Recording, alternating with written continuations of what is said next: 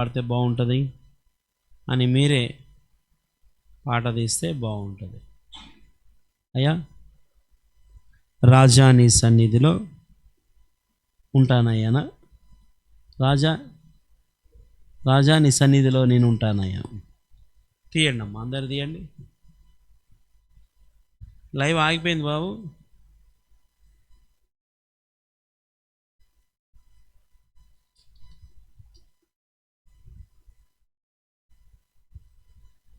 రాజా నీ సన్నిధిలోనే ఉంటానయ్యా.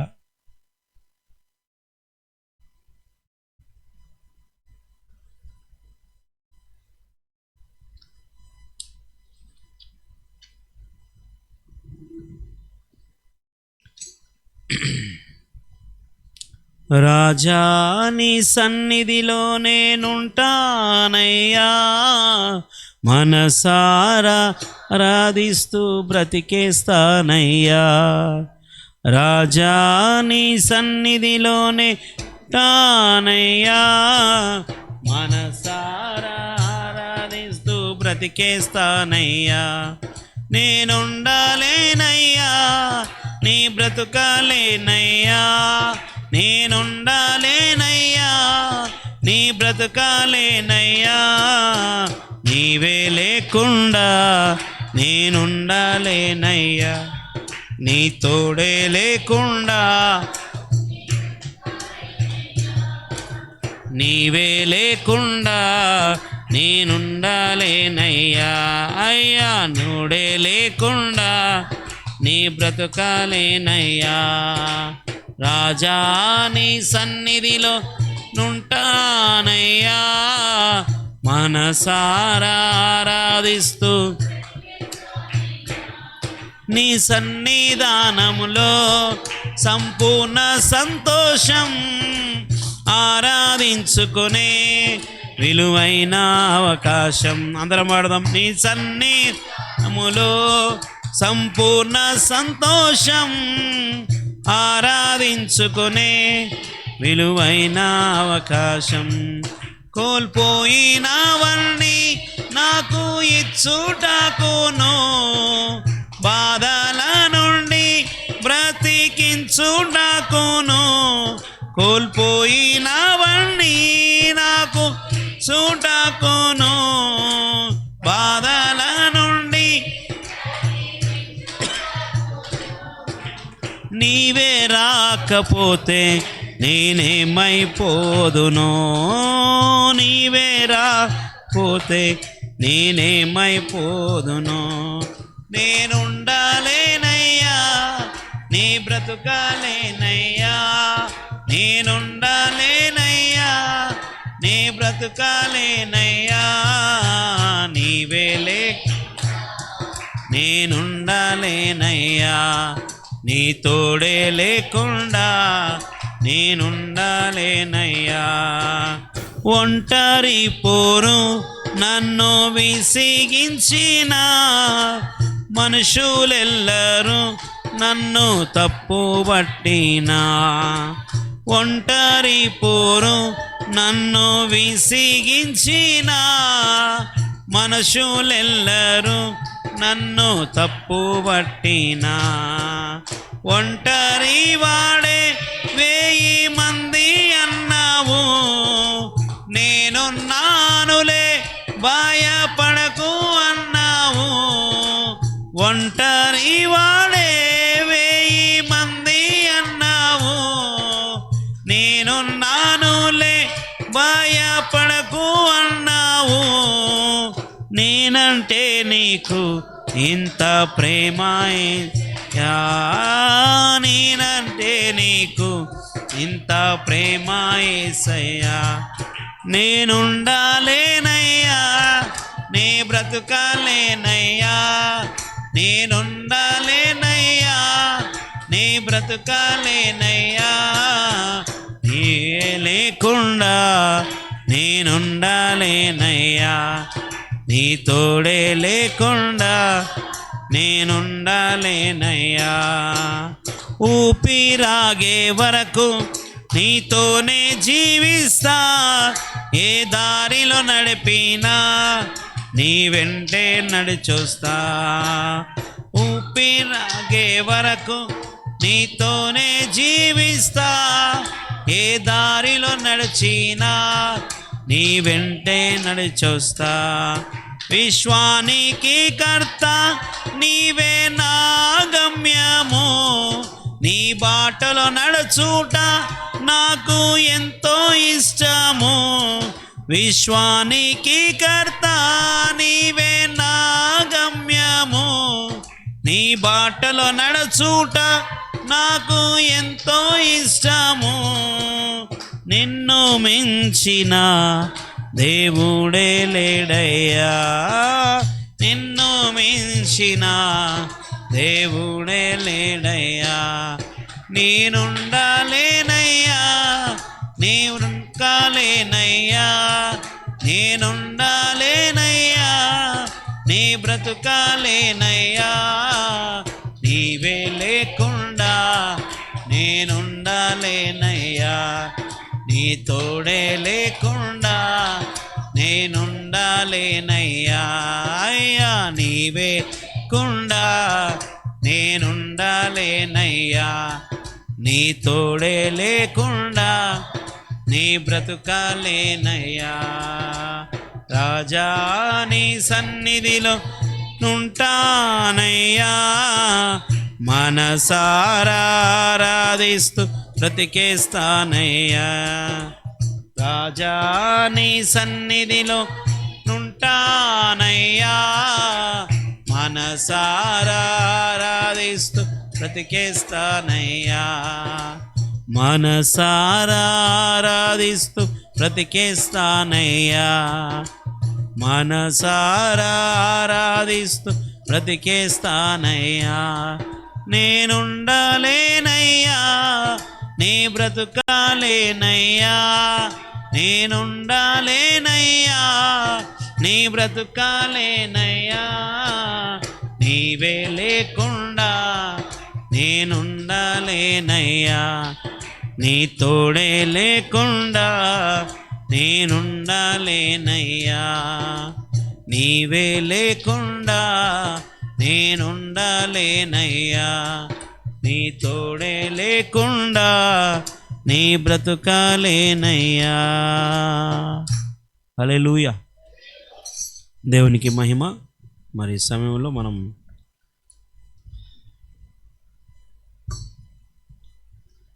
ప్రార్థన అవసరతలు మనం ప్రార్థన చేయడానికి మీకున్న ప్రార్థన అవసరతలన్నిటిని కూడా తెలియపరచండి. మరి అందరం కలిసి ప్రార్థన చేద్దాం. ఆల్ నైట్ ప్రేయర్ అంటే ఏదో ఆచార పూర్వకంగా కాకుండా సమస్యలు తొలగిపోయేటువంటి ప్రార్థనగా ఈ రాత్రికాలం అంతా కూడా మనం దేవుని సన్నిధానంలో గడపాల. హల్లెలూయా. సో కనుక ఈ సమయంలో మనందరం కూడా మోకరించి దేవుని యొక్క సన్నిధానంలో, యేసయ్యా నీ సన్నిధిలో నేను అడిగే భాగ్యాన్ని ఇచ్చావు. నీ సన్నిధానంలో ప్రార్థించే అవకాశాన్ని ఇచ్చారు.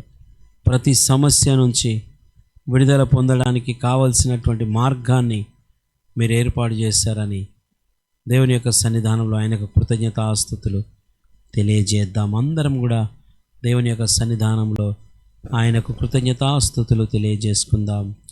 హల్లెలూయా, హల్లెలూయా. మోకరించి దేవుని యొక్క సన్నిధానంలో దేవునికి కృతజ్ఞతాస్తుతులు తెలియజేస్తూ, అయ్యా ఈ రాత్రికాల సమయంలో మా సమస్యలన్నిటికీ పరిష్కారమునిచ్చే దేవుడు, మా సమస్యలన్నిటిలో నుంచి మమ్మలను అయా తీర్చే దేవుడిగా ఉంటున్నావు. మా సమస్యలన్నిటిని తొలగించే దేవుడిగా ఉంటున్నావు. అయా మాకున్న ప్రతి అనారోగ్య పరిస్థితిని మార్చే దేవుడిగా ఉంటున్నావు. స్వస్థపరిచే దేవునిగా ఉంటున్నావు. అయా మమ్మలను కాపాడే దేవునిగా ఉన్నావు. నీకే స్తోత్రములు, స్తోత్రం, స్తోత్రం. హల్లెలూయా, హల్లెలూయా. అందరం కూడా దేవుని స్తుతిద్దాం. Let us all worship the Lord.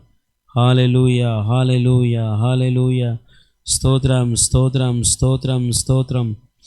పరిశుద్ధుడా, మహిమోన్నతుడా, మంచి దేవా, నాయనా నీకే స్తోత్రాలు. యుగ యుగములకు రాజు, అయా మా జీవితానికి రాజు అయి ఉన్న దేవా నీకే స్తోత్రాలు. ఈ రాత్రికాల సమయంలో నా తండ్రి నీ పాద సన్నిధిలో చేరి మా ప్రతి సమస్యను యేసు నామమున కొట్టివేయడానికి, అయా మా జీవితములలో ఉన్నటువంటి ప్రతి విధమైనటువంటి వ్యతిరేకతను యేసు నామములో పారద్రోలడానికి అయా మీరు ఇచ్చినటువంటి అవకాశాన్ని బట్టి నీకు వందనాలు. అయా ఎక్కడ 2-3 నీ నామములో అయా ఏకీభవిస్తారో అయా అక్కడ నేను ఉంటానని వాగ్దానము చేసిన దేవా నీకే స్తోత్రాలు. మీరు మా మధ్యలో ఉన్నారు ప్రభువా, మీరు మా మాటను వింటున్నారు అయా, మా పరిస్థితిని వింటున్నారు, మాకున్నటువంటి ప్రతి స్థితిని మీరు అయా గమనిస్తున్న దేవుడై ఉంటున్నారు. అయా మా ఆలోచనలు, అయా మా ప్రవర్తన, మా జీవితాన్ని అంతా కూడా కనులారా చూస్తున్న దేవా నీకే స్తోత్రాలు. హల్లెలూయా, హల్లెలూయా. యేసయ్యా నీకే స్తోత్రాలు. అయా నీకే వందనాలు ప్రభువా. యేసయ్యా నీకే వందనాలు. స్తోత్రం, స్తోత్రం. గొప్ప దేవుడవు తండ్రి, మహిమోన్నతుడు తండ్రి. అయా నీకే వందనాలు. ఈ లోకంలో ఎవరు అయా మా జీవితాన్ని అయా మరి పట్టించుకునేటువంటి వారు లేరు అయా. ఎవరు మా జీవితాలు అయా మరి నాయన చూసుకునేవారు లేరు ప్రభువా. అయా నీకే వందనాలు. నీవు మా జీవితాల్లో నీ ప్రేమను అయా మరి చూపించిన దేవుడవు తండ్రి, నీకే వందనాలు. హల్లెలూయా, హల్లెలూయా. గొప్ప దేవుడవు నాయన. హల్లెలూయా, హల్లెలూయా. ఎవరు చూపించలేని ఇలలో నన్ను వీడిపోని ఎంతటి ప్రేమ నీది, ఇంతగా కోరుకుంది మరువను యేసయ్యా. ఎవరు చూచలేని ఇలలో నన్ను వీడిపోని ఎంతటి ప్రేమ నీది, ఇంతగా కోరుకుంది మరువను యేసయ్యా. నీ కదే నన్నే తాకగా నా మదే నిన్నే చేరగా, నా గురి నీవై ఉండగా నీ దరే నీ చేరానుగా. ఎవరు చూపించలేని ఇలలో నన్ను వీడిపోని ఎంతటి ప్రేమ నీది, ఇంతగా కోరుకుంది మరువను యేసయ్యా. తీరాలే దూరమాయే, కాలాలే మారిపోయే, ఎదురైన ఎండమావే కన్నీటి కానుకాయే,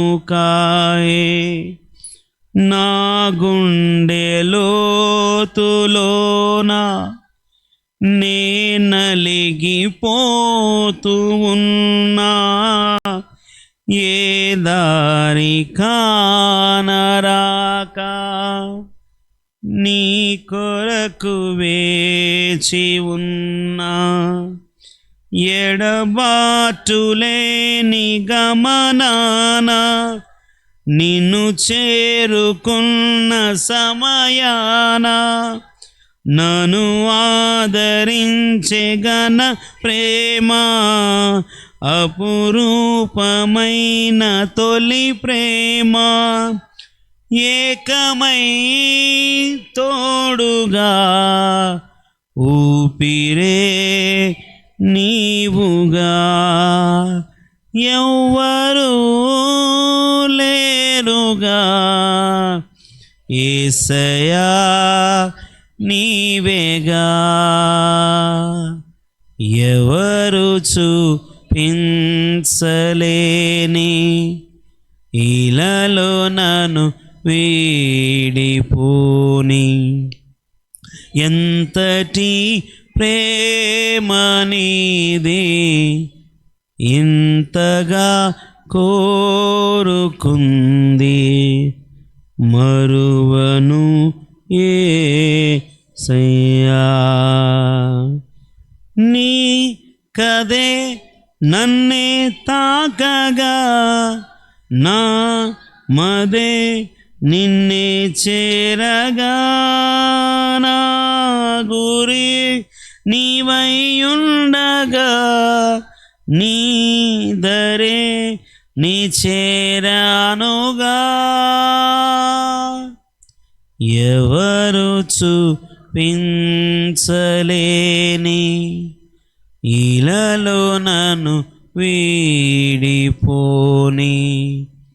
ఎంతటి ప్రేమ నీది, ఇంతగా కోరుకుంది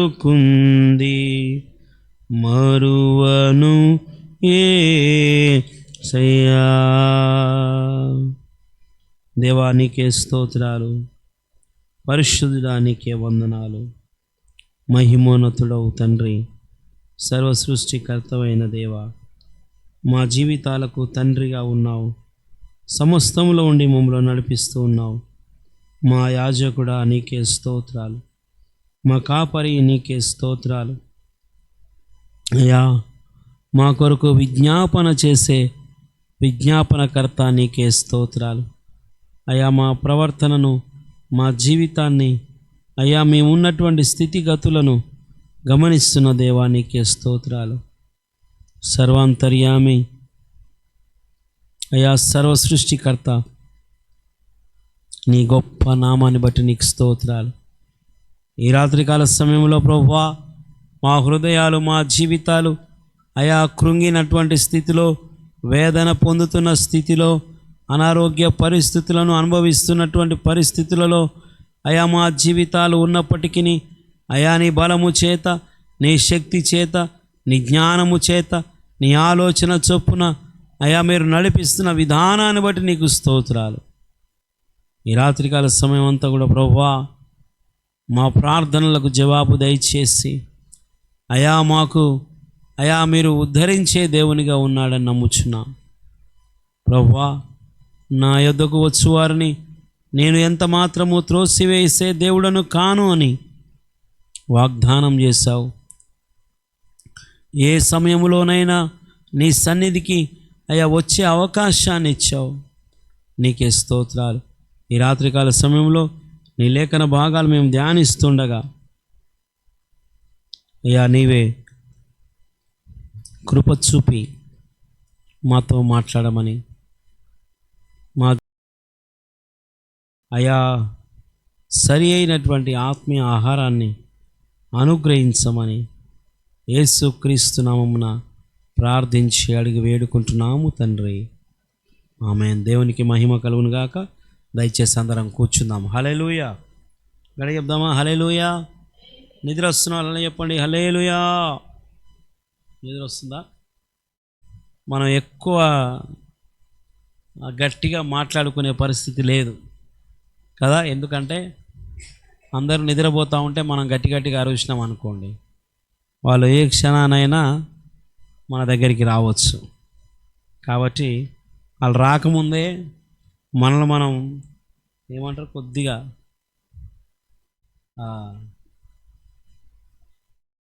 సరి చేసుకొని కంట్రోల్గా ముందుకు వెళ్తే దేవుడు మనకు కృపను అనుగ్రహిస్తాడు. హల్లెలూయా, హల్లెలూయా. యోహాను సువార్త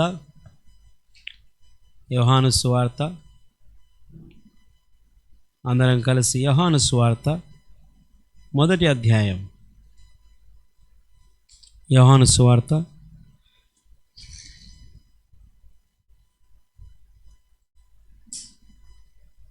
మొదటి అధ్యాయం తీసి పెట్టుకోండి. ఓకే. యోహాను సువార్త మొదటి అధ్యాయాన్ని అందరూ తెరిచిపెట్టండి. దేవునికి స్తోత్రం. హల్లెలూయా, హల్లెలూయా. ఈరోజు ఈ రాత్రికాల సమయంలో యేసుక్రీస్తు వారి యొక్క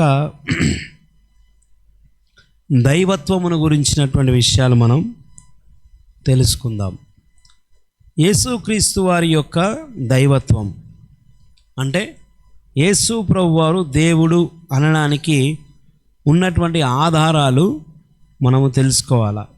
సోషల్ మీడియాలో మీరు చూస్తూ ఉంటారు కదా, యేసు ప్రభువారు దేవుడే కాదు కదా, ఆయన ఒక ప్రవక్త అని ఏం చేస్తూ ఉన్నారంటే వాదిస్తూ ఉన్నారు.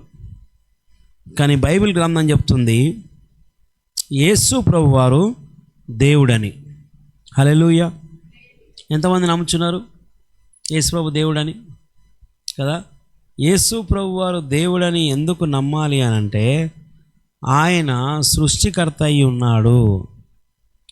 బైబిల్ గ్రంథంలో మనం చూస్తే మొదటి ఐదు గ్రంథాలు ఎవరు రాశారు? మొదటి 5 గ్రంథాలు ఎవరు రాశారు? మోషే రాశారు. మొదటి 4 పత్రికలు ఎవరు రాశారు? కొత్త నిబంధనలో మొదటి 4 పత్రికలు ఎవరు రాశారు? శిష్యులు రాశారు. గమనించండి, ఎప్పుడైనా బైబిల్ గ్రంథాన్ని మనం చూస్తే 2 భాగాలుగా మనకు కనబడుతుంది. అందరు బైబిల్ గ్రంథాన్ని పైకి ఎత్తండి. లైవ్ వస్తుందా బాబు? ఎన్ని భాగాలు ఉంది? ఎన్ని భాగాలు ఉన్నాయని? 2 భాగాలు ఉన్నాయి. ఒకటి పాత నిబంధన, రెండవది క్రొత్త నిబంధన. పాత నిబంధన దేనిని సూచిస్తుంది? ధర్మశాస్త్రం గురించి చెప్తుంది కదా. ధర్మశాస్త్రము అనేటువంటి విషయాన్ని ఎవరికి ఇచ్చారు అంటే దేవుడు ధర్మశాస్త్రాన్ని మోషే ద్వారా వ్రాయించి ఇజ్రాయేలు ప్రజలకు ఇచ్చాడు. ఎవరికి ఇచ్చాడండి? అందరు చెప్పాలి. ఎవరికి ఇచ్చాడు? ఇజ్రాయేలు ప్రజలకు ఇచ్చాడు. అయితే దేవుడు ఇజ్రాయేలు ప్రజలకు ధర్మశాస్త్రాన్ని అనుసరించమని ఇచ్చాడు. ఈ యొక్క సృష్టిలో మరి ప్రత్యేకించబడినటువంటి వారు ఇజ్రాయేలు ప్రజలు. ఎవరి ఇజ్రాయేలు అంటే అబ్రహాము యొక్క సంతానం. అబ్రహాము యొక్క సంతానం నుంచి వచ్చినటువంటి 12 గోత్రముల వారిని ఇజ్రాయేలు అని పిలుస్తారు. వారికి దేవుడు మోషే ద్వారా ఈ యొక్క మరి ధర్మశాస్త్రాన్ని ఇచ్చాడు. ఇది అన్యజనులకు ఇచ్చింది కాదు. అన్యజనులు అంటే ఎవరు? అన్యజనులు ఎవరు ఇక్కడ? మనమే. ఎందుకొరకంటే దేవుని యొక్క వాగ్దానాలు, మరి దేవుని యొక్క ధర్మశాస్త్రము ఎవరి కోసం ఇవ్వబడిందంటే ఇజ్రాయేలు ప్రజలకు ఇవ్వబడింది. ప్రియమైన వారలారా, అయితే ఈ ధర్మశాస్త్రము ఎవరి చేత దేవుడు అనుగ్రహించాడంటే మోషే ద్వారా రాయించాడు. మోషే ధర్మశాస్త్ర గ్రంథాన్ని రాస్తున్నప్పుడు సృష్టి ఆరంభము నుంచి దేవుడు ఏ విధంగా సృష్టిని చేశాడో ఆ విషయాలన్నీ రాస్తూ వచ్చాడు. ఎలా రాయగలిగాడు మోషే అంటే మోషే సకల విద్యా ప్రావీణ్యుడు కదా. ఎందుకొరకంటే తన చిన్న వయసు నుంచి 40 సంవత్సరాలు ఈజిప్టు దేశంలోని రాజైనటువంటి ఫరో యొక్క ఇంటిలో ఒక యువరాజుగా పెరిగినటువంటి వ్యక్తి, సకల విద్యలు అభ్యసించినటువంటి వ్యక్తి. మనకందరికీ తెలుసు, మరి ఐగుప్తులో లేక ఈజిప్టు రాణి మరి ఫరో యొక్క కుమార్తె మోషేను పెంచింది అని. సో కనుక ఆయన మాత్రమే ఈ మాటలు రాయగలిగినవాడు. ఎందుకొరకంటే ఆయన చరిత్ర తెలిసినవాడు. ప్రియమైన వారలారా గమనించండి, మరి దేవుడు ఈ ధర్మశాస్త్ర గ్రంథాన్ని మరి అదే రీతిగా క్రొత్త నిబంధనను కూడా మనకు అనుగ్రహించాడు. ఈ ధర్మశాస్త్ర గ్రంథం మనం చూస్తే దీన్ని చరిత్ర అనొచ్చు. ఏమనొచ్చు? చరిత్ర కదా. బైబిల్ గ్రంథము ఇది జరిగినటువంటి సంఘటనల యొక్క మరి అంశాలు రాయబడినటువంటి పుస్తకం. ఇది కల్పితమైనటువంటి కథలు కావు. అందుకే మొట్టమొదటి అధ్యాయంలో అందరు తీసి చదువుదాం ఒకసారి. ఆదికాండం 1వ అధ్యాయం 1వ వచనం.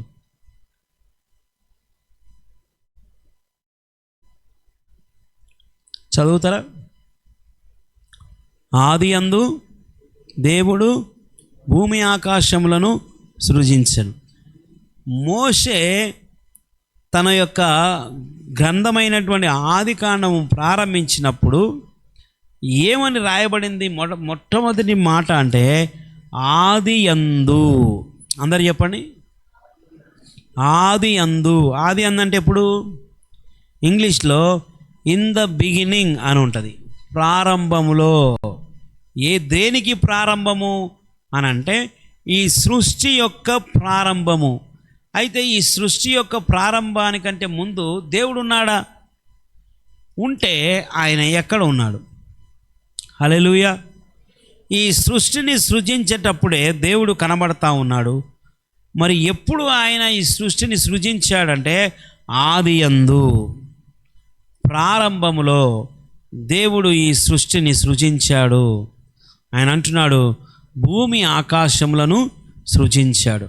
మరి దేవుడు భూమి ఆకాశాలను సృజించకముందు దేవుడు ఎక్కడున్నాడు అని మనం చూస్తే మనకందరికీ తెలుసు, ఆయన అత్యున్నతమైనటువంటి సింహాసనం పైన ఉన్నాడు.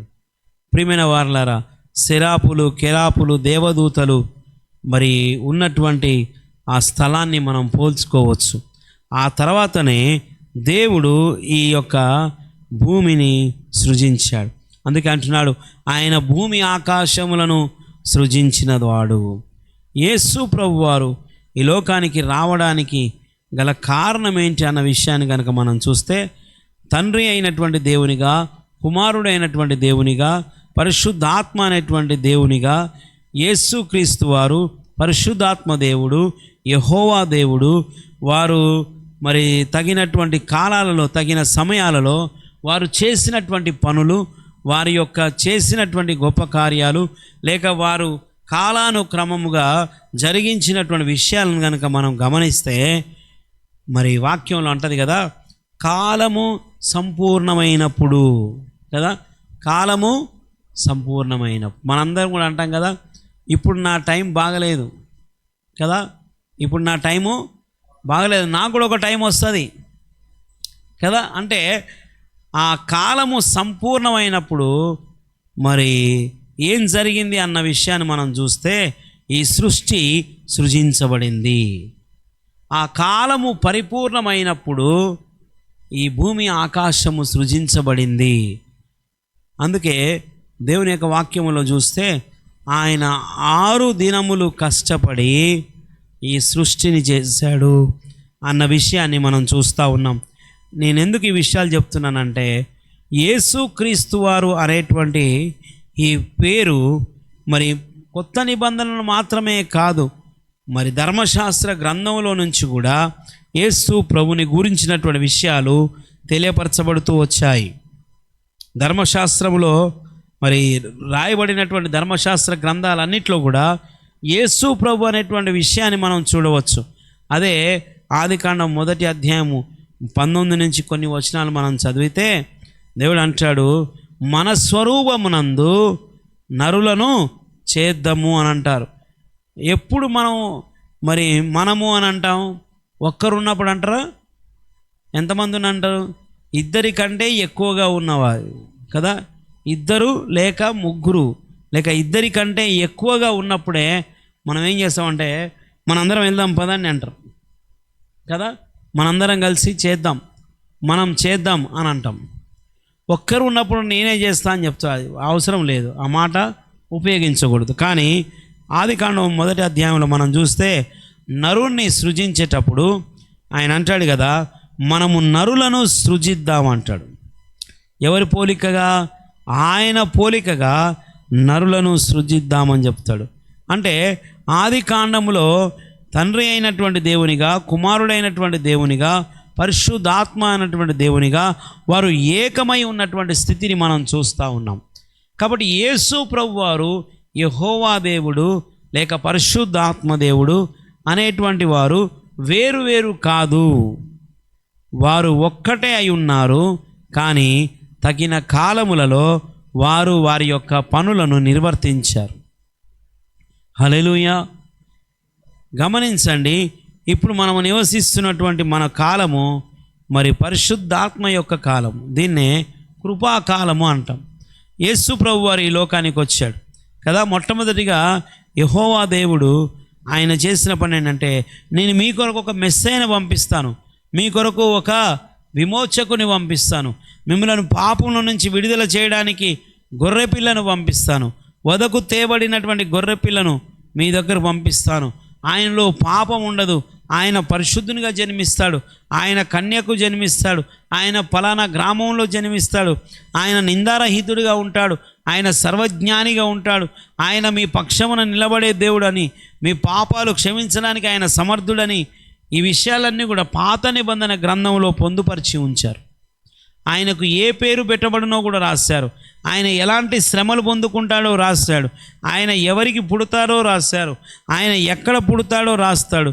ఆయన పుట్టిన తర్వాత ఏం చేస్తాడో ఆ విషయాలన్నీ కూడా రాస్తాడు. అందుకనే ఈ పాత నిబంధన గ్రంథము, కొత్త నిబంధన గ్రంథాన్ని రెండు కలిపి మనం చదువుతూ ఉన్నాం. మరి పాత నిబంధన గ్రంథము ఇజ్రాయేలు ప్రజలకు కట్టడలను, విధులను జరిగించడానికి ఇచ్చినటువంటి పుస్తకం అయితే, మరి క్రొత్త నిబంధన గ్రంథము పాత నిబంధన యొక్క నెరవేర్పుగా మనం చూస్తున్నాం.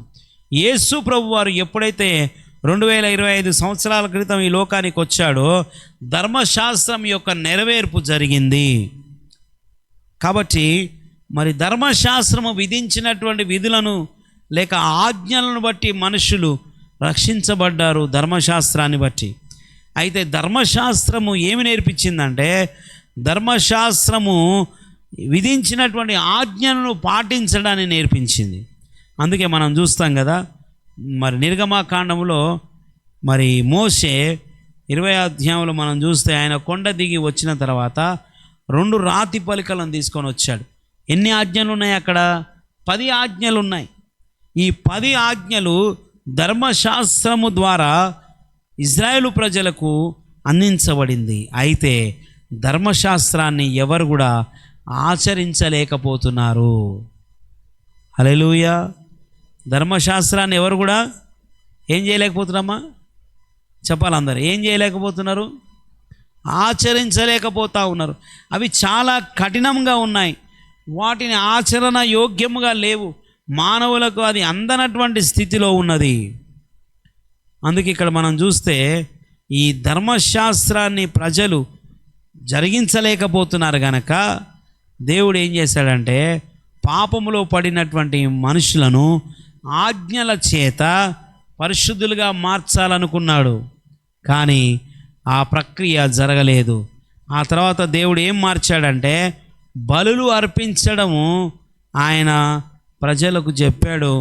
మీ పాపానికి తగినటువంటి బలిని అర్పించడం ద్వారా మీ పాపాలు క్షమించబడతాయని చెప్పాడు కదా. అందుకని మనం చూస్తాం కదా, మరి యేసుక్రీస్తు వారు లేక సృష్టి ఆదిలోనే మరి అవ్వ చేసినటువంటి పాపమును బట్టి మానవునికి పాపము సంక్రమించింది. తద్వారా ఏం జరిగిందని మన విషయాన్ని మనం చూస్తే, పరిస్థితులు కనుక మనం గమనించినట్లయితే, మరి వారి దిగంబరత్వాన్ని కప్పడానికి దేవుడు ఏం చేశాడట, ఆ ఏదోను తోటలో ఒక గొర్రె పిల్ల వధించబడింది. అమ్మ ఇటు చూడాల. గొర్రె పిల్ల ఏం జరిగిందట? వధించబడింది. ఎక్కడ? ఏదోను తోటలో గొర్రె పిల్ల వధించబడింది. ఎందుకొరకు? ఎందుకొరకమ్మా? వస్త్రముల కొరకు. ఎవరికి వస్త్రాలు? ఎవరికమ్మా వస్త్రాలు? అవిధేయులైనటువంటి ఆది మనుషులకు దేవుడు అక్కడ ఏం చేశాడన్న విషయాన్ని మనం చూస్తే, పాపానికి పరిహారముగా గొర్రెపిల్లను వధించినట్టుగా మనం చూస్తూ ఉన్నాం. హల్లెలూయా. కాబట్టి ఇక్కడ మనం గమనించవలసిన విషయం ఏంటంటే, పాపము పోవాలంటే రక్త ప్రోక్షణ జరగాలి అనేటువంటి ఆ క్రమాన్ని ఆయన ఆది నుంచే పెట్టాడు. ఆ తర్వాత మనం ముందుకు వస్తే, మరి హేబేలు బలి అర్పించాడు కదా. ఏం బలి అర్పించాడు? గొర్రె పిల్లను బలిగా అర్పించాడు. కదా, అది కృతజ్ఞతగా అర్పించాడు. మూడవదిగా మనం చూసినట్లయితే అబ్రహాము తన కుమారుడైనటువంటి ఇస్సాకు ప్రతిగా గొర్రెపిల్లను బలిగా ఇచ్చాడు కదా. ఇజ్రాయేలు ప్రజల యొక్క విమోచనకు ఆ ఫరో యొక్క రాజ్యములో ఉన్నటువంటి ఇజ్రాయేలు ప్రజల యొక్క విడుదల కొరకు వారు పస్కా పశువును గొర్రెపిల్లను వారు వధించి వారి గడప కమ్ములకు ఆ రక్తాన్ని అంటించడం ద్వారా రక్షించబడ్డారు. సో అదే క్రమంలో యేసు ప్రభు వారు సర్వమానవాళి కొరకు ఆయన లోక పాపం మోసుకొని పోతున్న దేవుని గొర్రెపిల్లగా ఈ లోకానికి వచ్చాడు. హల్లెలూయా. గమనించండి, ధర్మశాస్త్రంలో ఏదైతే జరుగుతూ ఉందో ఆ ధర్మశాస్త్రాన్ని యేసు ప్రభు వారు నెరవేర్చారు. అందుకని యేసు ప్రభు వారు ఆయన గొర్రెపిల్లగా ఈ లోకానికి వచ్చి ఆయన సర్వమానవాళి కొరకు చనిపోయిన తర్వాత మరెన్నడూ కూడా మనుషులు బలి ఇవ్వనవసరం లేదు అని క్రొత్త నిబంధన గ్రంథం తెలియపరిచింది. హల్లెలూయా.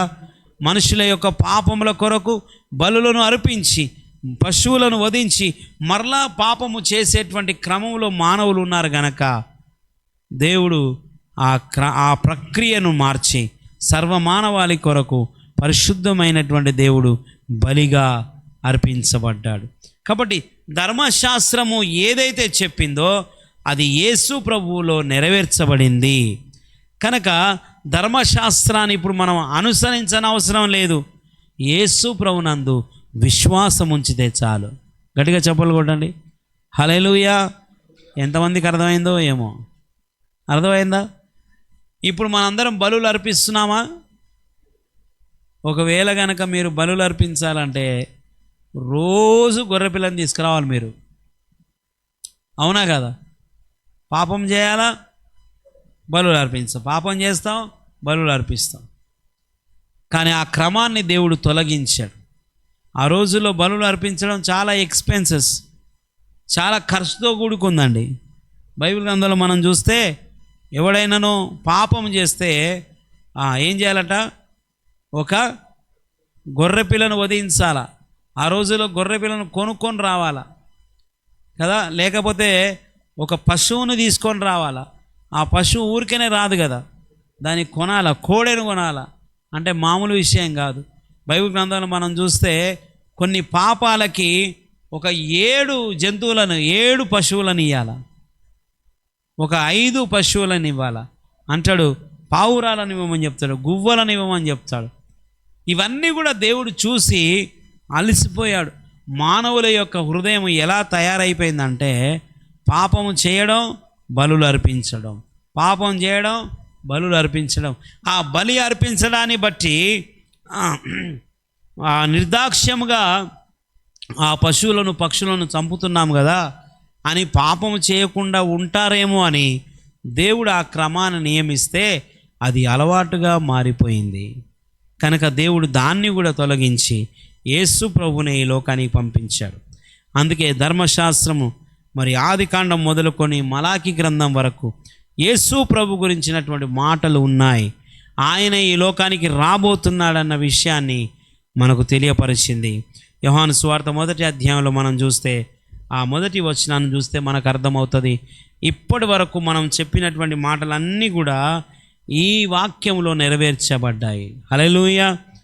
యోహాను సువార్త 1వ అధ్యాయం 1వ వచనం చదవండి. ఆది యందు వాక్యముండెను, వాక్యము దేవుని యొద్ద ఉండెను, వాక్యము దేవుడై ఉండెను.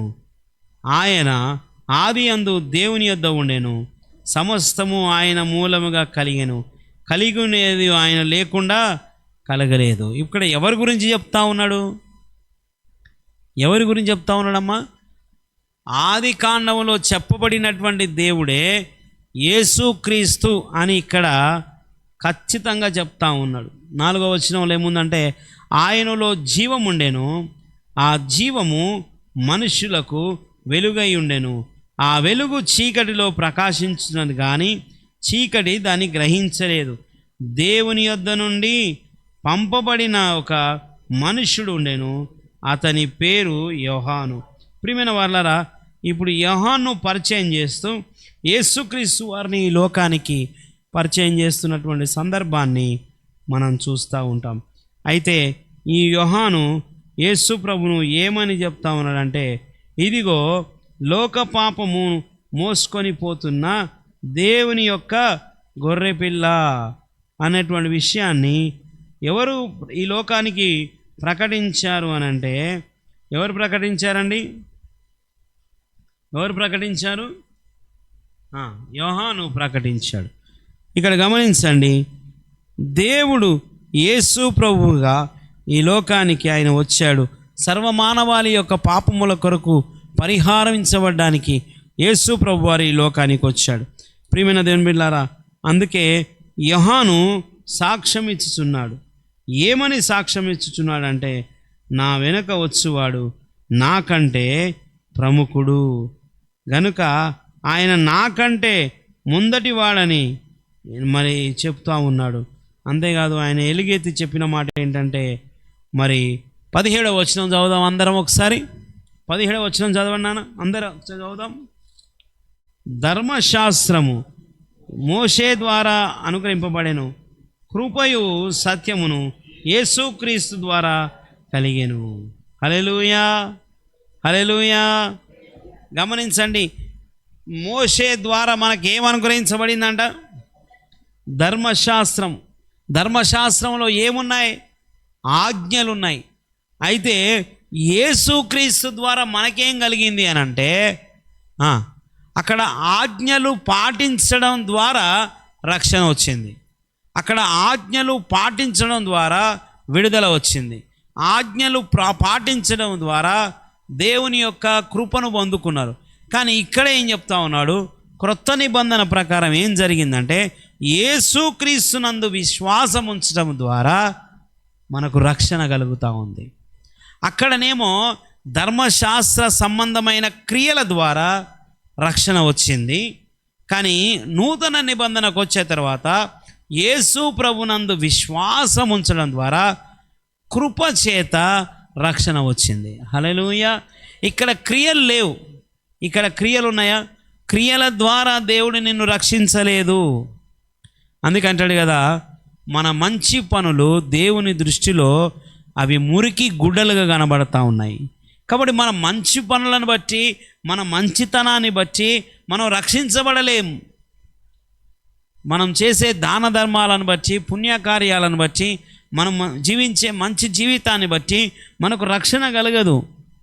ఏమంటా ఉన్నాడంటే, తన్ను ఎందరూ అంగీకరించారో వారందరూ, అనగా 12వ వచనంలో అంటున్నాడు కదా, ఆ మాట అంటా ఉన్నాడు. చూద్దాం ఒకసారి. తన్ను ఎందరు అంగీకరించిరో వారందరికీ, అనగా తన నామమందు విశ్వాసముంచు వారికి దేవుని పిల్లలకు అగుటకు ఆయన అధికారం ఇచ్చాడు. హల్లెలూయా. దేవుని పిల్లలు అవ్వడానికి ధర్మశాస్త్రాన్ని పాటించని అవసరం లేదు, కానీ యేసు ప్రభునందు విశ్వాసం ఉంచడం ద్వారా కలుగుతూ ఉన్నది. పాత నిబంధనకి క్రొత్త నిబంధన గల తేడా ఏంటంటే, అక్కడ ధర్మశాస్త్ర ఆజ్ఞలను పాటిస్తే దేవుని యొక్క కృపను పొందుకునే వాళ్ళం. కానీ యేసు ప్రభు వారు దాన్ని మరి నెరవేర్చి ఏం చేశాడంటే, విశ్వాసము ద్వారా మనకు ఆయన రక్షణను ఇస్తూ ఉన్నాడు. అందుకే అన్నారు, రక్షణ ఉచితం కదా. రక్షణ అందరికి కూడా ఉచితమే.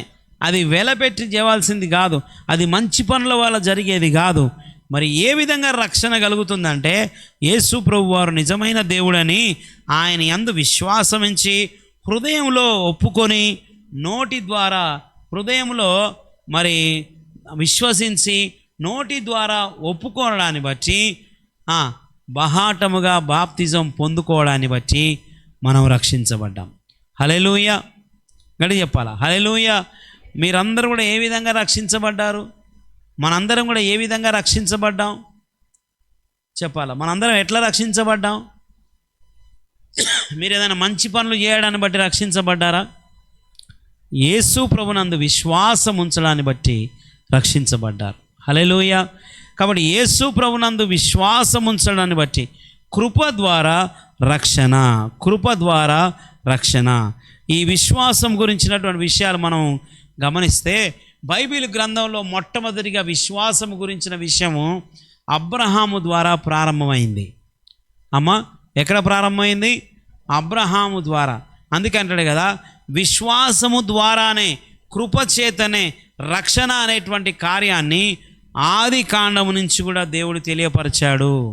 ఆది కాండంలో మనం చూస్తున్నాం కదా, అబ్రహాము దేవుని యందు విశ్వాసం ఉంచాడు కదా. ఆయన విశ్వాసమును ఉంచడాన్ని బట్టి అది నీతిగా ఎంచబడింది. కాబట్టి సృష్టి ఆరంభములో అబ్రహాము దేవుని యందు విశ్వాసం ఉంచాడు.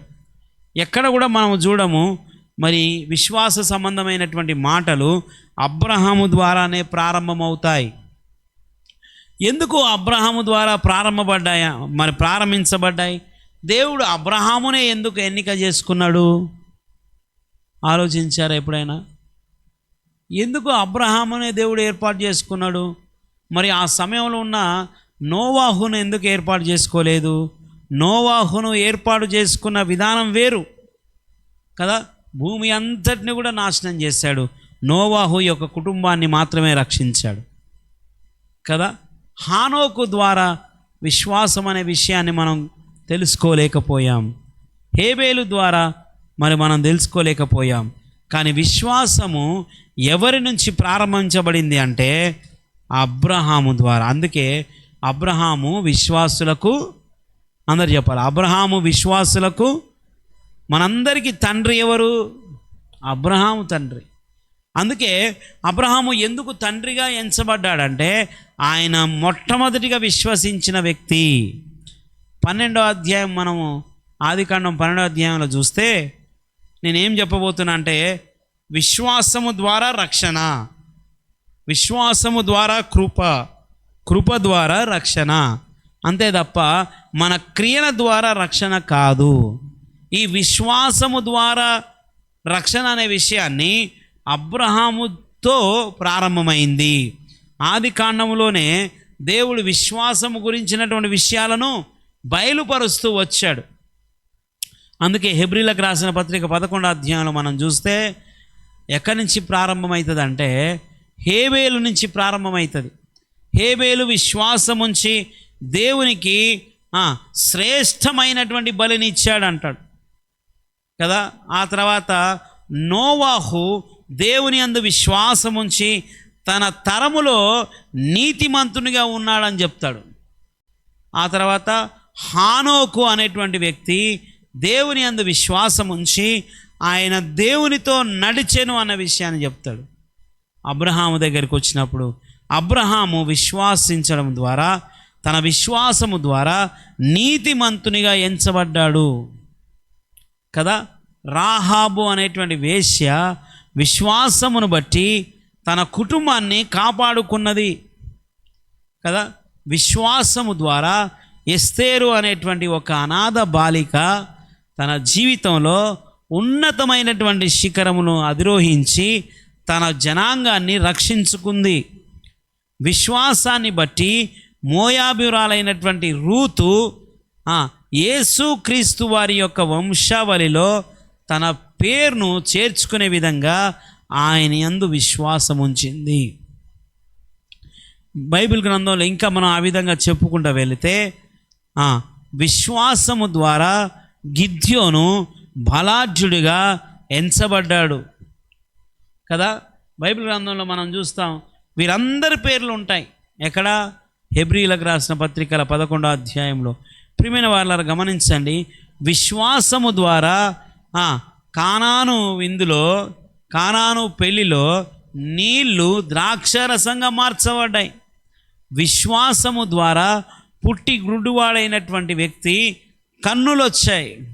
విశ్వాసము ద్వారా 5 రొట్టెలు 2 చేపలు 5,000 మందికి పంచబడ్డాయి. విశ్వాసము ద్వారా సమరయ స్త్రీ తన జీవితాన్ని మార్చుకుంది. విశ్వాసము ద్వారా ఇంకా ఎన్ని చెప్పాలా? ఇవన్నీ కూడా విశ్వాసము ద్వారానే. ప్రియమైన దేవుని బిడ్డలారా, నేడు నీవు కూడా విశ్వాసము ద్వారానే రక్షించబడ్డాం. తను ఎందరు అంగీకరించారో, వారందరికీ ఆయన కుమారులగుటకు ఆయన అధికారమునిచ్చాడు. Is given power, is given authority. Hallelujah. అధికారాన్ని దేవుడిచ్చాడు. దేని బట్టి అంటే విశ్వాసమును బట్టి. అపోస్తులైనటువంటి వారు, శిష్యులైనటువంటి వారు యేసు ప్రభునందు విశ్వాసం ఉంచడాన్ని బట్టి దయ్యములను వెళ్ళగొట్టారు. హల్లెలూయా. ఎవరిని వెళ్ళగొట్టారండి? ఎవరిని వెళ్ళగొట్టారు? దయ్యాలను వెళ్ళగొట్టినారు. దేన్ని బట్టి? విశ్వాసాన్ని బట్టి. ప్రియమైన వారలారా, అపోస్తులైనటువంటి వారు విశ్వాసాన్ని బట్టి దేవుని ప్రకటించినందుకు హింసలు అనుభవించారు.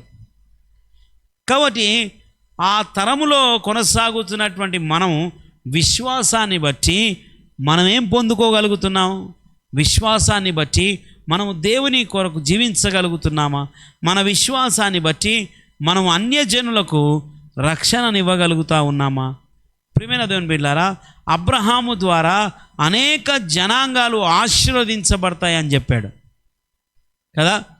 అబ్రహాముతో దేవుడు మాట్లాడినప్పుడు అబ్రహాముకు సంతానం లేదు. ఆయన అంటాడు, అబ్రహామా, నీ యొక్క సంతతిని నేను అభివృద్ధి చేస్తాను, నీ పేరు మరి నీ ద్వారా అనేక జనాంగములు ఈ లోకంలోనికి వస్తాయి అని చెప్తే అబ్రహాం అంటాడు కదా, అయ్యా నాకు ఇంకా సంతానమే లేదు, నీవేమో పెద్ద పెద్ద మాటలు మాట్లాడుతూ ఉన్నావు కదా. అబ్రహామును దేవుడు బయటికి తీసుకొచ్చి రాత్రి వేళలో చూపించినాడంట. అబ్రహామా పైకి చూడు అంటే పైకి చూసినాడు. ఏం కనబడుతున్నాయి అన్నాడు? చుక్కలు కనబడుతున్నాయి అన్నాడు. నీ జనాంగాన్ని అట్లా చేస్తా, నీ సంతతిని అట్లా చేస్తా అన్నాడు. నిజంగా అబ్రహాముకు పగలే చుక్కలు కనబడ్డాయి. నాకు 100 సంవత్సరాలు వచ్చినాయి, అసలు పిల్లలే లేరు.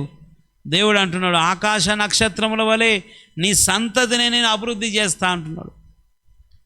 అబ్రహాం అనుకున్నాడు, ఎలియాజరే నా యొక్క వారసుడా, నాకు సంతానం ప్రాప్తి లేదా, నాకు వారసుడు లేడా అని దేవుని ఎదుట ప్రార్థన చేశాడట.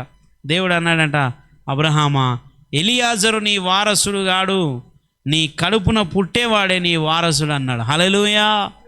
అయ్యా 100 సంవత్సరాలు వచ్చాయి, ఇంకా నాకు పిల్లలు లేరు, నువ్వు ఎలా చెప్పగలుగుతావు నాకు పుట్టినటువంటి వాడే వారసుడని? గమనించండి, అబ్రహాము దానిని నమ్మెను. ఆ తర్వాత సముద్ర ఒడ్డుకు తీసుకెళ్ళాడట. సముద్ర ఒడ్డున ఏముందంతా? ఇసుక. ఆ ఇసుకను చూపించాడట. ఇసుకను చూస్తున్నావా? చూస్తున్నానయ్యా, ఈ ఇసుకలాగా చేస్తా నీ సంతానం అన్నాడంట. ఇక్కడ ఏమీ లేనే లేదు, కానీ దేవుడు చెప్పే మాటలు వింటే కోటలు దాటిపోతూ ఉన్నాయి. అందుకే శారవ్వ నవ్విందంట. ఏమన్నదంట?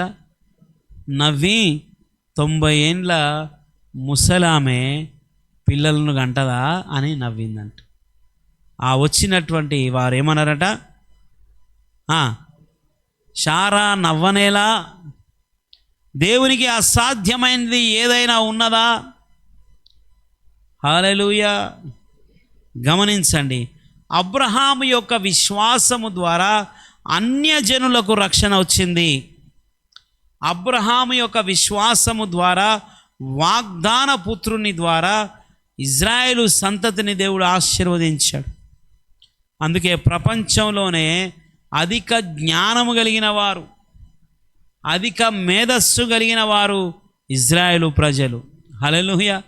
అందుకే వారు ఏర్పాటు చేయబడినటువంటి జనాంగం, దేవుని సొత్తైనటువంటి ప్రజలు వాళ్ళు. హల్లెలూయా.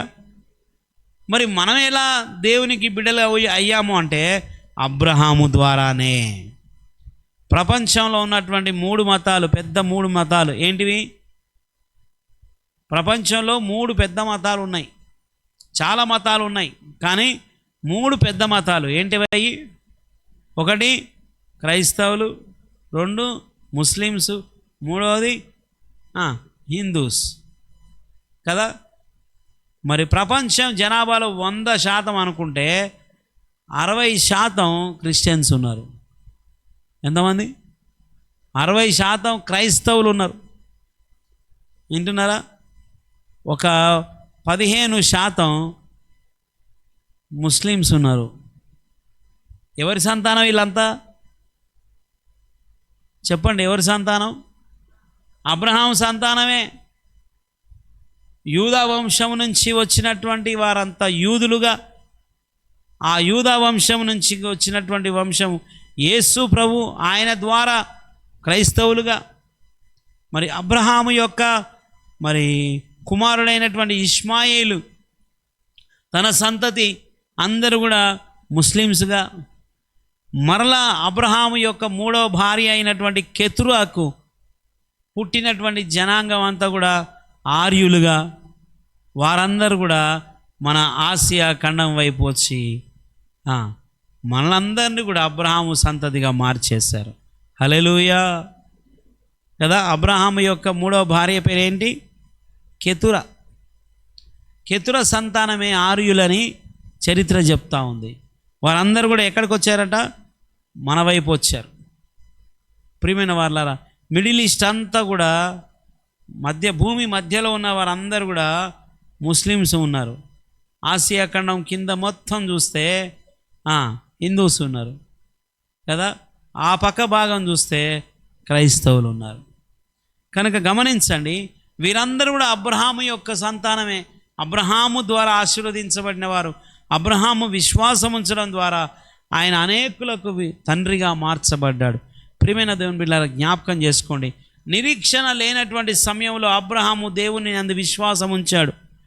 మీరు 11వ అధ్యాయం, ఆదికాండం 11వ అధ్యాయం చివరి వచనాల్లో మీరు చూస్తే అబ్రహామునే దేవుడు ఎందుకు ఏర్పాటు చేసుకున్నాడో మీరు చూడండి. అబ్రహామునే ఎందుకు దేవుడు ఏర్పాటు చేసుకున్నాడు చూస్తారా? ఆదికాండం 11వ అధ్యాయం చివరి వచనాలు మీరు చదవండి. 31వ వచనం చదవండి.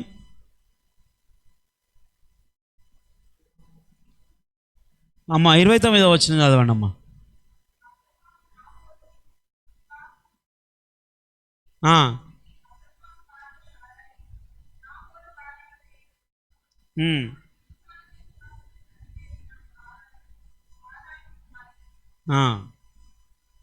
చదవండి.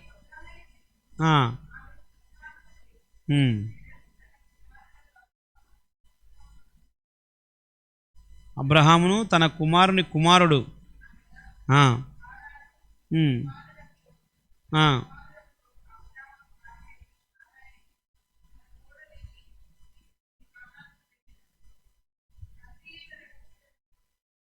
పట్టణములో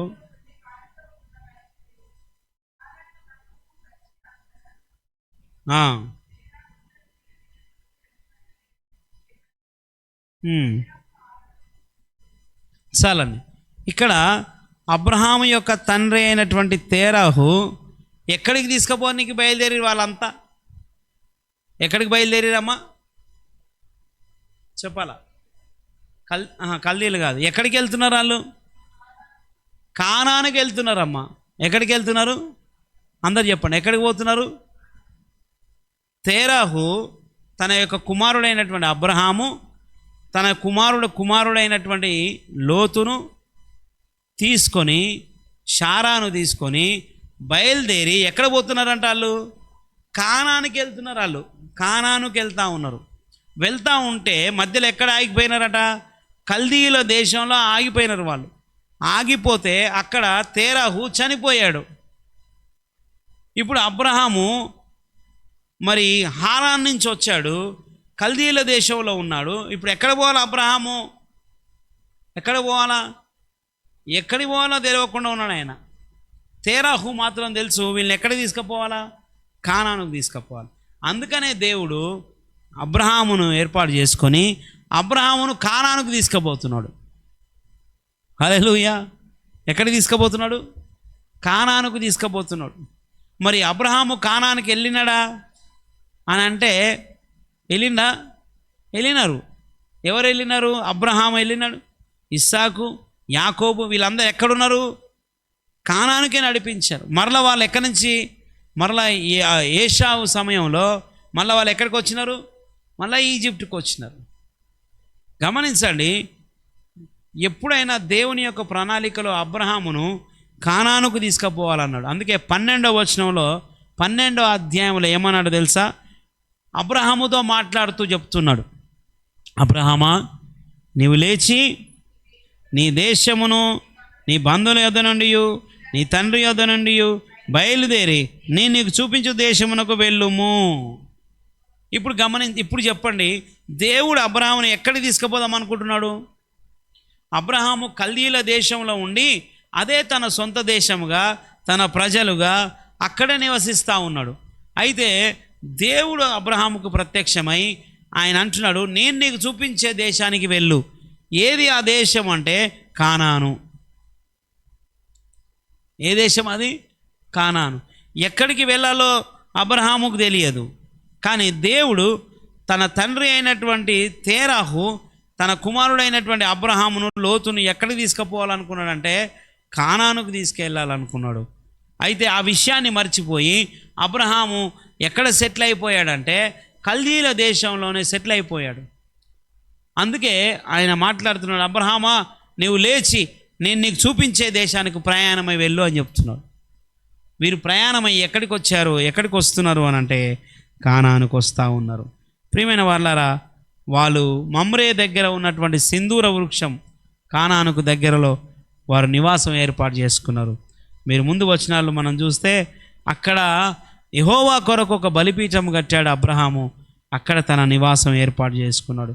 ఇవన్నీ కూడా మనం చరిత్రలో చూసుకుంటున్నప్పుడు దేవుడు అబ్రహాముతో చేసిన వాగ్దానం విశ్వాసము ద్వారా రక్షణ, విశ్వాసము ద్వారా కృప ద్వారా రక్షణ కలుగుతుందని కొత్త నిబంధన గ్రంథంలో కాదు, అబ్రహాము యొక్క సమయంలోనే చెప్పాడు. దానినే కొనసాగించి మత్తయి సువార్త 1వ అధ్యాయం 1వ వచనంలో చాలా చక్కని మాట మనం చూస్తాం. ఎంత పరిశుద్ధాత్మదేవుడు ఎంత చక్కగా రాపించాడంటే మనం ఎక్కడ కూడా మిస్ కావద్దు, ఎక్కడ కూడా అది తప్పిపోకూడదని రాపించాడు. మత్తయి సువార్త 1వ అధ్యాయం 1వ వచనంలో అబ్రహాము కుమారుడైన దావీదు కుమారుడైన యేసుక్రీస్తు. చూసినారా? ఈ వంశావళిని చూస్తే దేవుడు ఎక్కడి నుంచి తీసుకున్నాడు? వంశావళి అబ్రహాము నుంచే తీసుకున్నాడు. ఎందుకొరకంటే అబ్రహాము విశ్వాసులకు తండ్రిగా, అబ్రహాము యొక్క వంశావళిలో నుంచి రక్షకుడు ఈ లోకానికి వచ్చాడు. అందుకే అంటున్నాడు, అబ్రహాము యొక్క కుమారుడైనటువంటి ఎవరు? అబ్రహాము కుమారుడైన దావీదు కుమారుడైన యేసు. దావీదు కుమారుడు ఎలా అయ్యాడు? యేసు ప్రభు వంశావళిలో వచ్చింది. హల్లెలూయా. దావీదు ఎక్కడి నుంచి వచ్చాడు? అబ్రహాం వంశావళిలో వచ్చాడు. సో కాబట్టి దేవుని యొక్క ఆ ప్రణాళికను చూస్తే అబ్రహాము నుంచి యాకోబు, అబ్రహాము నుంచి దావీదు వరకు ఎన్ని తరాలు? 14 తరాలు. ఎన్ని తరాలండి? ఎన్ని తరాలు చూసినావమ్మా నువ్వు? ఎన్ని తరాలు చూసినావు? మీ తాతను చూసినావా? మీ తాత తండ్రిని చూసినావా? ఎన్ని తరాలు చూసినట్టు? మీ నాయనని చూసినావు, మీ తాతను చూసినావు, మీ తాత వాళ్ళ తండ్రిని చూసినావా అంటే చూడలేవు. అంటే మనం ఎన్ని తరాలు వెనుకకు చూడగలుగుతామని అంటే 1, 2 మా తండ్రి వాళ్ళ తండ్రి, 2 తరాలు, నీ ముందు తరం, నీ తరం, 4 తరాలు మాత్రమే చూస్తాం. కానీ ఇక్కడ మనం చూస్తే అబ్రహాము నుంచి దావీదు వరకు 14 తరాలు. అంటే ఒక్కొక్క తరానికి 100 సంవత్సరాలు వేసుకున్నా ఎన్ని సంవత్సరాలు అయినా 1400 సంవత్సరాలు. అర్థమైందా? మరలా దావీదు నుంచి యేసు ప్రభు వారికి ఎన్ని తరాలు అంటాడు అక్కడ? 14 తరాలు. అమ్మా అర్థమైందా? ఏమో అయ్యగారు, ఏం తరాలో ఏవో మాకు వినతరం అయితే లేదు అనుకుంటున్నావా? 14 తరాలు. ఈ 14 తరాలు చూస్తే కూడా మరలా ఇక్కడ కూడా మరి ఎన్ని సంవత్సరాలు ఉన్నదని మనం చూస్తే 2000 సంవత్సరాలు. అందుకే బైబిల్ గ్రంథము చాలా విశ్లేషణ చేస్తూ ఉంటుంది కదా. ఈ సృష్టి ప్రారంభించబడి 6025 సంవత్సరాలు అని లెక్క పెడితే ఆ మొదటి సంవత్సరం గురించి మనం చూస్తే మన దగ్గర నుంచి యేసు ప్రభు వారికి 2000 సంవత్సరాలు, యేసు ప్రభు నుంచి అబ్రహాం వరకు 2000 సంవత్సరాలు, అబ్రహాము నుంచి ఆదాం వరకు 2000 సంవత్సరాలు. అట్లా లెక్కేసుకుంటే ఇప్పుడు మనం 6వ సంవత్సరంలో ఉన్నాం. 6వ సంవత్సరంలో కొనసాగుతున్నాం. 6025వ సంవత్సరంలో ఉన్నామమ్మా. ఇంకెన్ని సంవత్సరాలు? 7000 సంవత్సరాలు వచ్చేవరకే 7 అనేటువంటి సంఖ్య దేవుని సంఖ్య, 6 అనే సంఖ్య మానవుని సంఖ్య. సృష్టి ఆరంభంలో దేవుడు 6 రోజులు కష్టపడ్డాడు. 6వ రోజు మనిషిని ఆయన సృజించాడు. 7వ దినమున విశ్రాంతి తీసుకున్నాడు. కనుక ఈ సృష్టి కూడా 7వ దినము ప్రారంభమైనప్పుడు అంతా కూడా లయమైపోతుంది. అంతా కూడా ఏమైపోద్దంట? అప్పటిదాకా మనం బతకంలేండి కదా.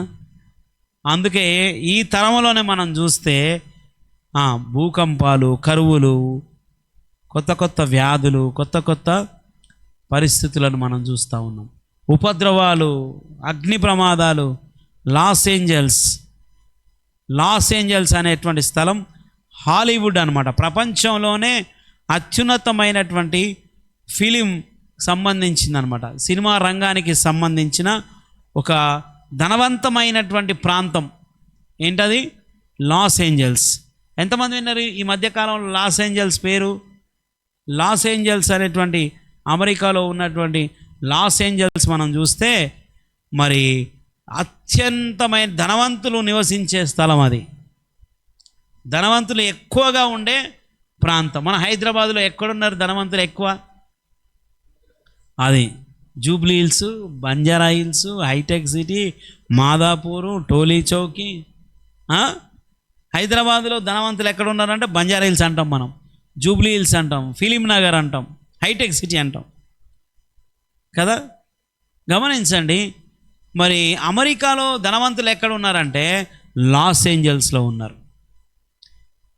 ఏమైపోయింది అంటే ఒక్క ఇల్లు కూడా లేకుండా తగలబడిపోయింది. ఎట్లా తగలబడిపోయిందో వాళ్ళకు కూడా అంతు చిక్కని పరిస్థితి. అంత గొప్ప దేశం, ఇంత ధనవంతమైనటువంటి దేశమే ఆ అగ్ని ప్రమాదం నుంచి తప్పించుకోలేకపోయింది. అదే రకమైనటువంటి శిక్షలు ఈ భూమి అంతా కూడా రాబోతుంది.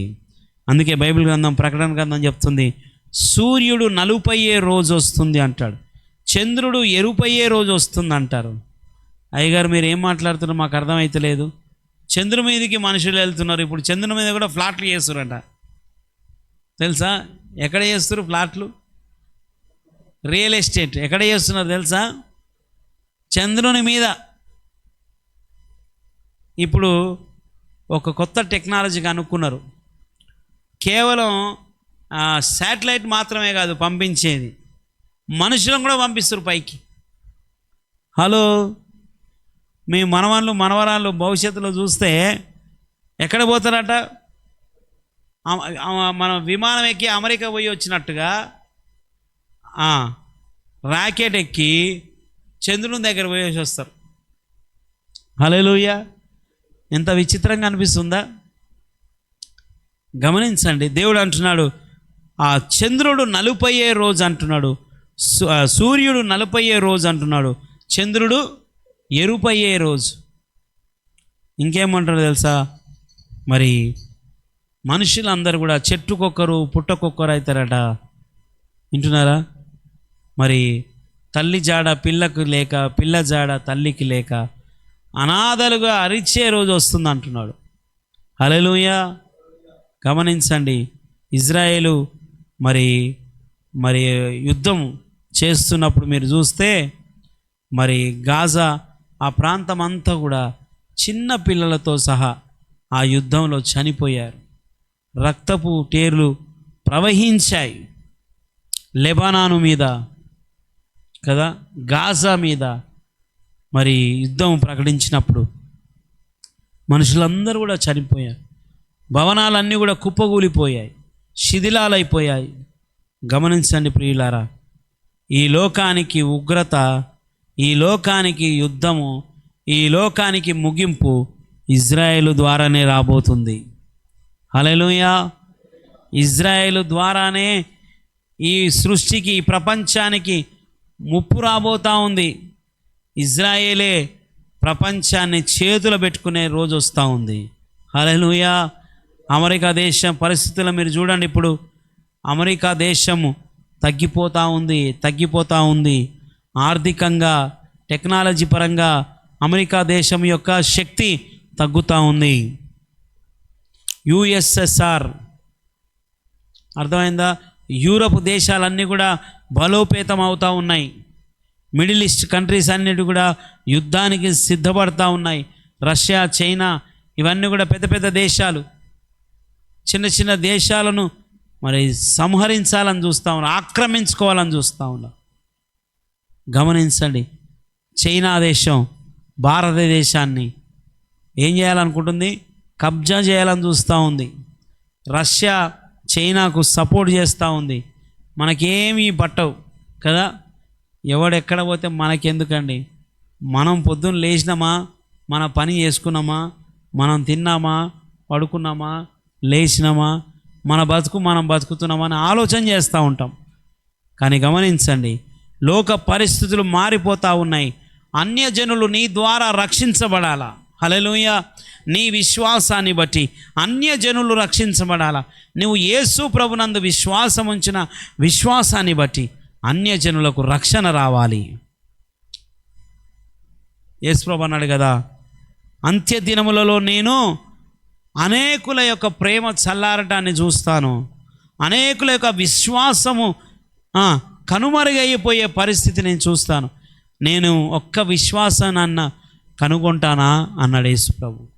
ప్రియమైన వాళ్ళ జ్ఞాపకం చేసుకోండి, దేవునికి మనం ఎన్ని సంవత్సరాల నుంచి ఆయన సన్నిధికి వస్తూ ఉన్నప్పుడు దేవుని మీద ప్రేమ సన్నగిల్లిపోతూ ఉందా?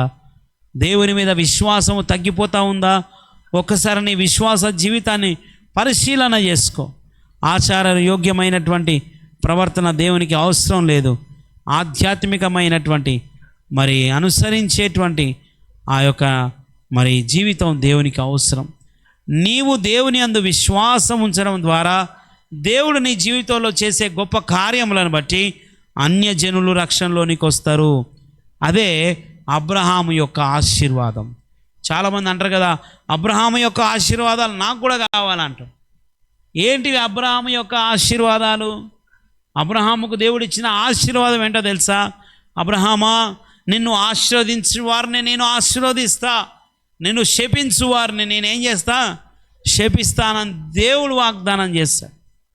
అబ్రహాము యొక్క వాగ్దానములు ఏమున్నాయంటే, మరి సర్వ భూమి మీద ఉన్నటువంటి జనాంగములన్నీ ఆయనలో నుండి వస్తాయి అనేటువంటి వాగ్దానం ఉంది.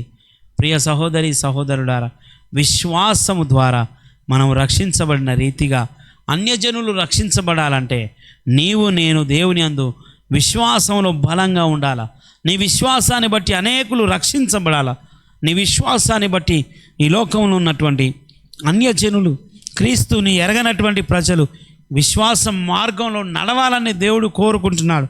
ఒకవేళ కనుక దేవుడు ఈ లోకంలో ఉన్న మానవులందరూ కూడా ఆయన యందు విశ్వాసం ఉంచే విధంగా పరలోక రాజ్యం చేరే విధంగా చేర్చడానికి, ఆయనకు చేయడానికి వేవేల దూతలు ఉన్నాయి. కానీ దేవుడు నీకు ఆ పని అప్పచెప్పాడు. మరి నీ విశ్వాసాన్ని కాపాడుకొని అనేకుల యొక్క రక్షణార్థమైనటువంటి జీవితాన్ని నువ్వు జీవిస్తావా? ప్రియ సహోదరి, దేవుని గురించి తెలియకుండా నీవు ఇతరులకు ప్రకటించలేవు. దేవుని యొక్క గొప్ప శక్తిని నువ్వు అనుభవించాలి. ఆయన యొక్క శక్తిని నువ్వు ఆచరించాలి.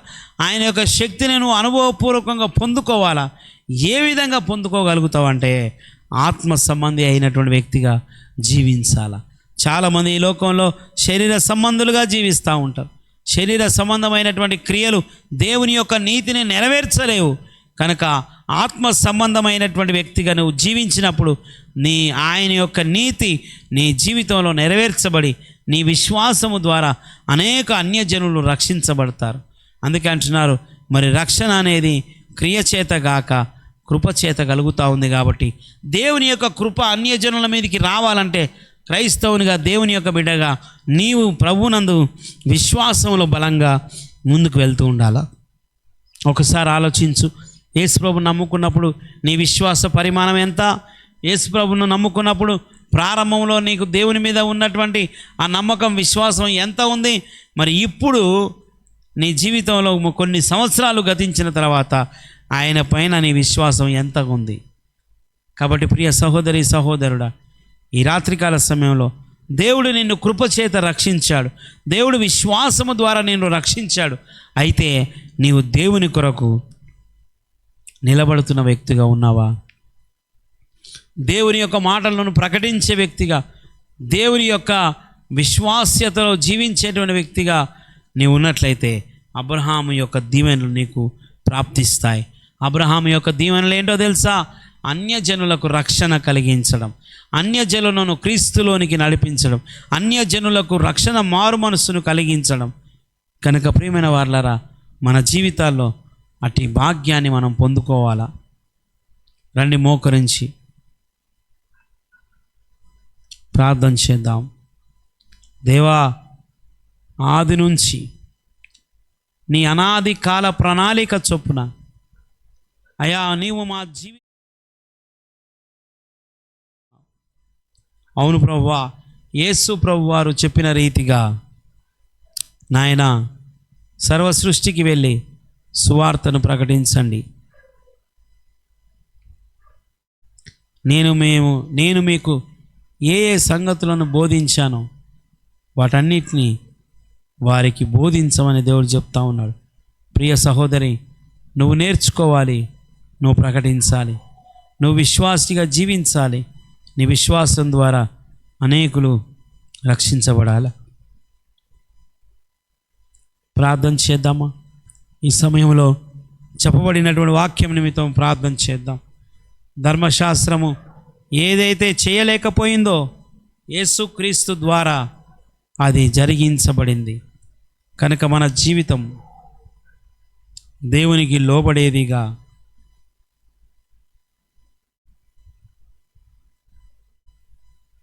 దేవుని యొక్క మాటలను పాటించేదిగా దేవుని యొక్క వాక్యం మనల్ని సిద్ధపరుస్తూ ఉంది. ఆయనను ఎందరు అంగీకరించిరో వారందరికీ కుమారులగుటకు ఆయన అధికారం ఇచ్చాడు.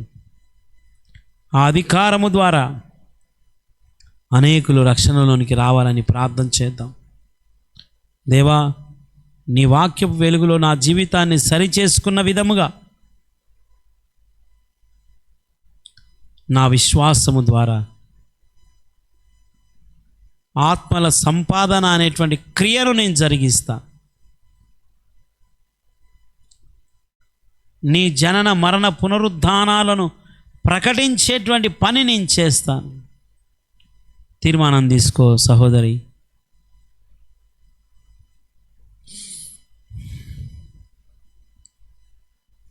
దేవుని కొరకు ఆత్మలను సంపాదించవలసిన అవసరత ఉంది. అనేకులు నశించిపోతూ ఉన్నారు. అనేకులు లోబడకుండా నిత్య నరకాగ్నికి పాత్రులవుతూ ఉన్నారు.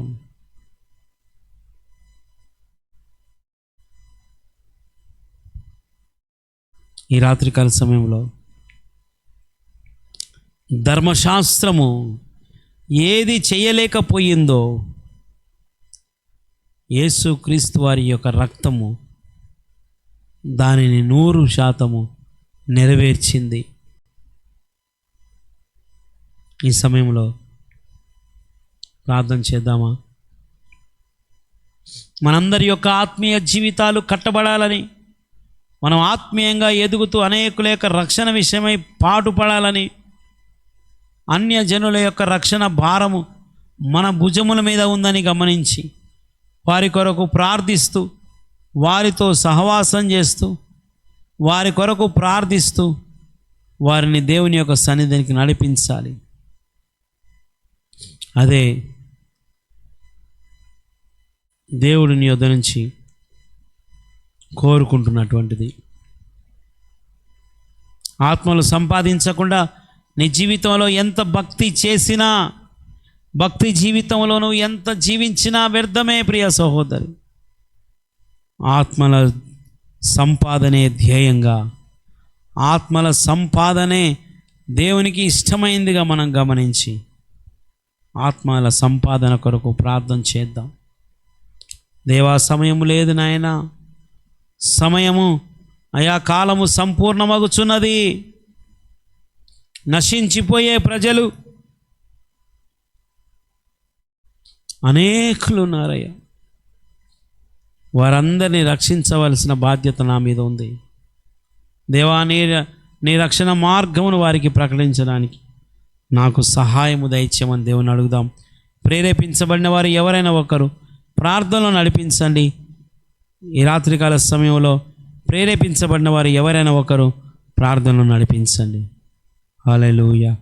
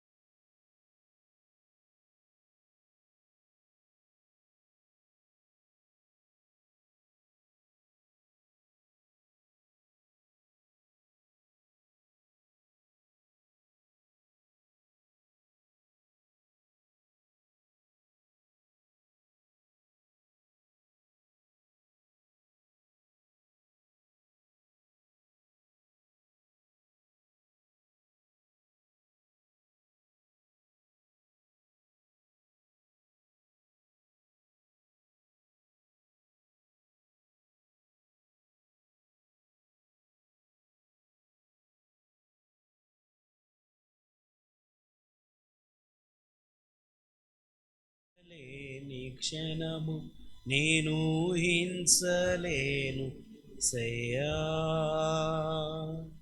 నీ కృపలేని క్షణము, నీ దయలేని క్షణము నేను హింసలేను యేసయ్యా. యేసయ్యా నీ కృప నాకు చాలయా, నీ కృప లేనిదే నే నుండలేనయ్యా. యేసయ్యా నీ కృప నాకు చాలయా, నీ కృప లేనిదే నే బ్రతుకలేనయ్యా. నీ కృప లేని క్షణము, నీ దయలేని క్షణము నేను ఊహించలే యేసయ్యా. దేవునికి స్తోత్రం, హల్లెలూయా. అందరు లేచి కూర్చుందాం, ఒక 5 నిమిషాలు బ్రేక్ తీసుకుందాం, ఛాయ్ తాగి ప్రార్థన చేద్దాం. ఓకేనా? ఇదే నిద్ర మబ్బుతో ప్రార్థన చేస్తే సరిగా చేయం, కాబట్టి బ్రేక్ తీసుకోండి. కింద వాష్రూమ్స్ ఉన్నాయి, కొద్దిగా అటు ఇటు తిరగండి. ఛాయ్ అయిందమ్మా, టీ తాగిన తర్వాత ప్రార్థన చేద్దాం. ఓకేనమ్మా?